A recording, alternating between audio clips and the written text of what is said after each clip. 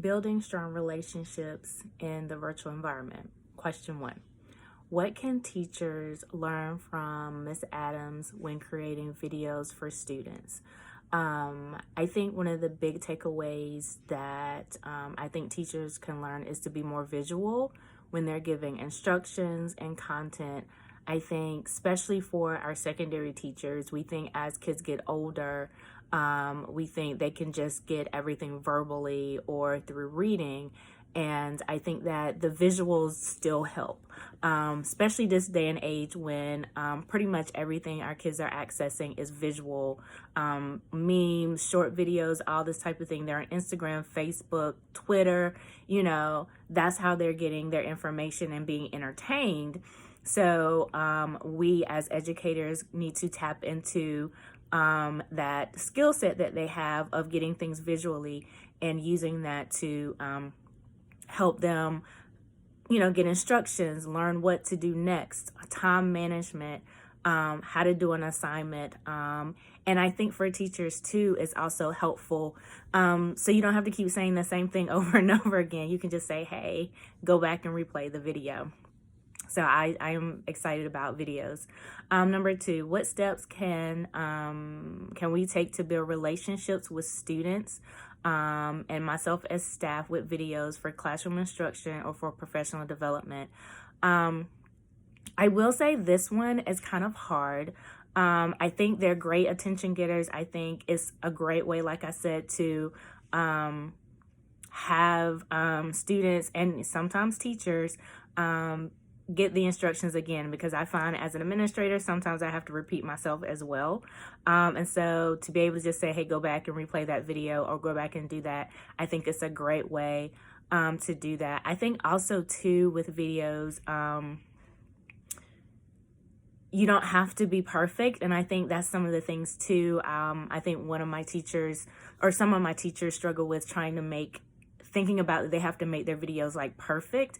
And I think having the students, and then for me too, having my staff see that, I make mistakes. I say, I lose my train of thought sometimes. So making them authentic, granted, they don't need to go off the rails too much, but making them authentic, I think will help build those relationships and let students and staff see who you are as a person and letting your personality bleed through with that. I have not actually, I take that back. I have used a video. It's been a while ago for professional development. I think it's kind of hard in the environment that I work in now in a hospital to use it just because they frown upon like doing videos, and we are very strict about where we can do videos. But I would love in the future to be able to try to get my teachers to do that and try to work around with the hospital, a safe space where they will be comfortable for my teachers to be able to do those videos. Number 3, when working with students or staff, how do I show honesty and transparency? I think just being authentic, just letting them see the real you. Don't feel like you have to be perfect. Making sure that you're giving the information, but it's true to who you are. You're not trying to be somebody else. You're using the language that you usually use. You might have even a blooper reel. Sometimes you can show the kids, and like I said, I could show my staff, be like, yeah, this is what didn't make the cut.